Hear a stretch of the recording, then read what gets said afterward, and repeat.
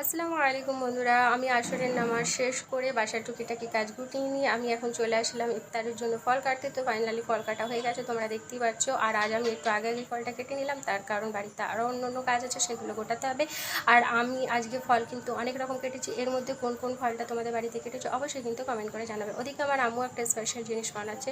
আর এই ফল কাটাকুটি হয়ে গেছে কমপ্লিট, কিন্তু এরপরে আমার অন্য কাজ আছে, সেগুলো গোটাতে হবে। আর তোমাদের কাছে একটা খুব গুরুত্বপূর্ণ কথা জানাতে চাই, সেটা হচ্ছে যে কদরের রাত 21 তারিখ এবং 23 তারিখ, 25 তারিখ, 27 তারিখ, 29 তারিখ, এই 5টা রাত কিন্তু কদরের রাত। আর এই 5 রাত কিন্তু ইবাদত করতে একদমই ভুলো না, আর কোরআন তেলাওয়াত করতে, নামাজ পড়তে কিন্তু একদমই ভুলো না, রবের তারে সেজদায় যেতে একদমই ভুলো না।